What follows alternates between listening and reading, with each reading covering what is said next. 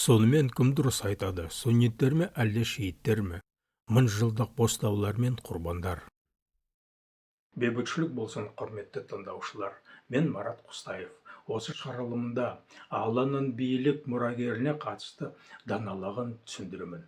Себебі оны мұсылмандар түсіне алмай келеді. Тіпті Алла тағала пайғамбарға балаларын құрбан ету арқылы қатты азап пен қайғы қасірет әкелгеніне қарамастан, Алланың даналығын түсінбеген мұсылмандар суннит пен шииттерге бөлінді. Олардың даулары кейде қанды қақтығыстарға ұласады. Шииттер мен сунниттер арасындағы айырмашылықты білмейтін жандар үшін түсіндіріп өтейін.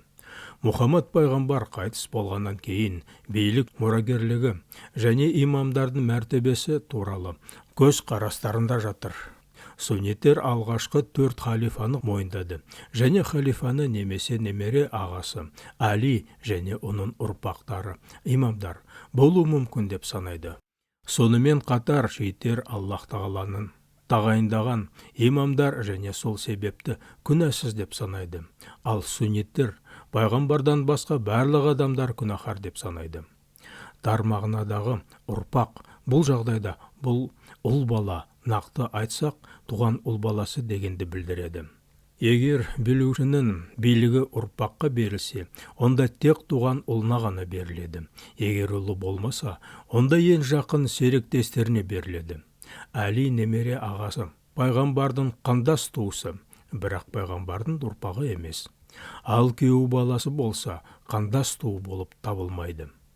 Сондықтан ең жақын серіктестер алғаш халифалар болды, бірақ пайғамбардың 3 ұлы болды емес пе?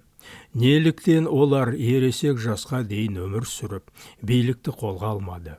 Бұл сұраққа жауап бар.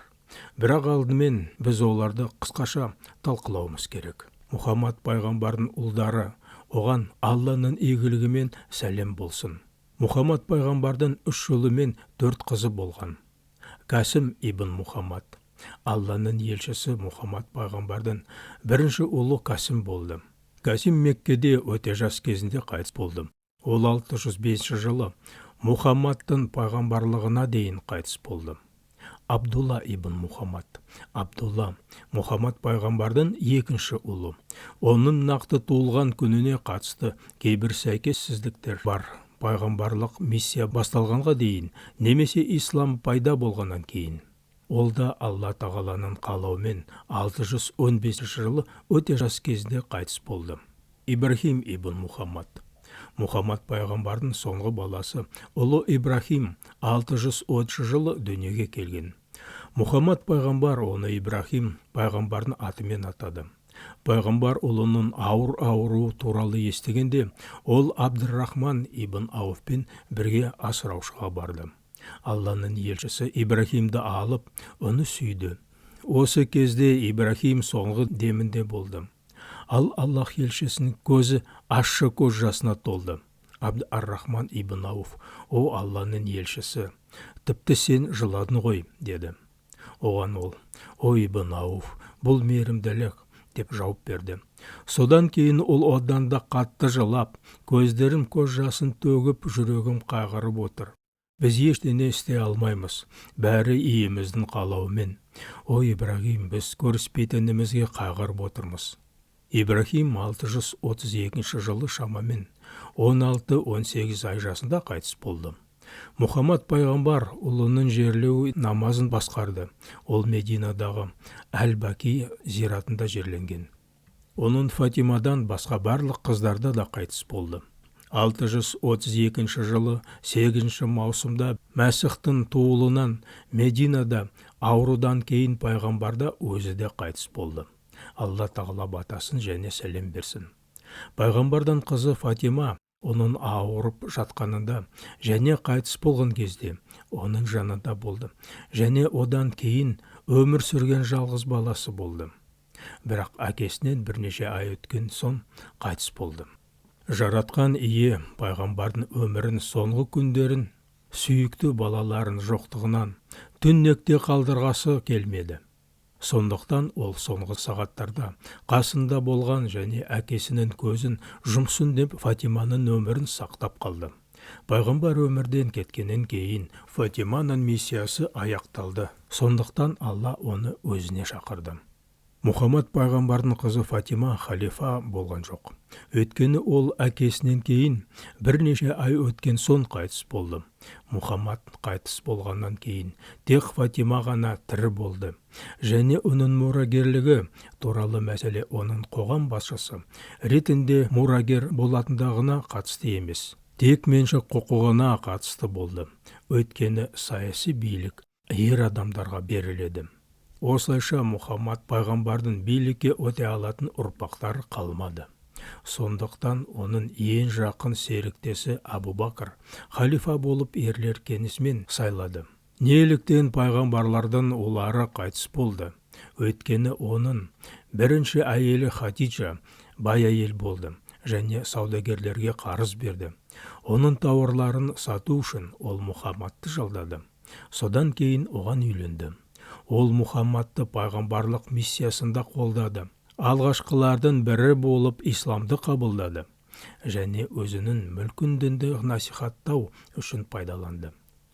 Мұхаммад ауқатты адам болғандықтан ол ең жақсы дәрігерлерді тарта отырып, балалардың денсаулығына немесе өміріне төнетін кез келген қауіпті жоя алушы еді.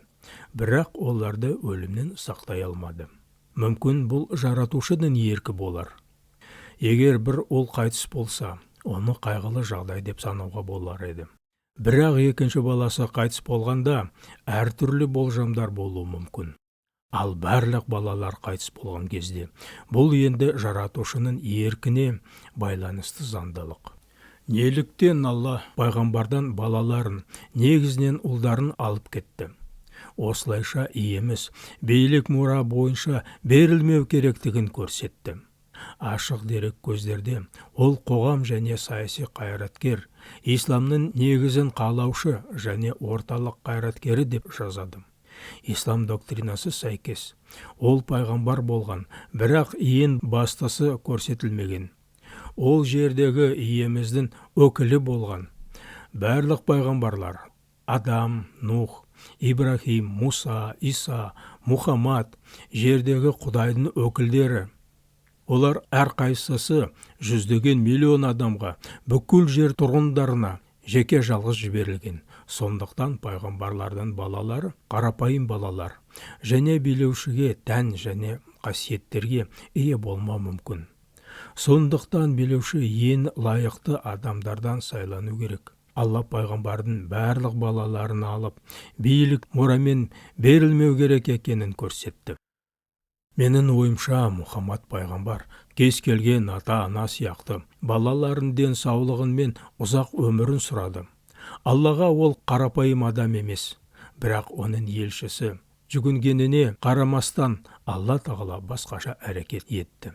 Мұхаммадтың ерте қайтыс болған балалары бұл билік ұрпақтарға мұра ретінде берілмеуі керек, яғни халық сайланған ең лайықты үміткер сайлану керек дегенді түсіну үшін келтірілген құрбандар. Алла тағала өзінің даналығымен әрекет етеді. Бірақ адамдар пайғамбардың жазықсыз балаларды құрбандыққа шалынған бұл даналықты түсінбеді. Осылайша иеміз өз елшісіне қатты ауыр зардап келтірді. Егер шиит имамдары Алладан болса, неге олар бұл даналықты түсіндірмеді? Және тіпті мыңнан асқан адамның өліміне әкелген 1910 жылы Бұхарада болған қақтығыстай сунниттер мен шииттер арасындағы қанды қақтығыстарға жол берді. Сондай-ақ қазіргі қақтығыстарға жол беріп келеді. Сунниттерді пайғамбардың балалары, оның азаптары мен зардаптары қоғамды дәне басқарудың жолын көрсететін құрбандықтар екенін түсінбеді. Бірақ Алланың ақырында не қалағанын дұрыс мағынан түсінді. Сунниттер халифаны сайлау талап етіп, Алланың қалауын ұстанады. Сондықтан шииттерге сунниттермен дауды тоқтату керек.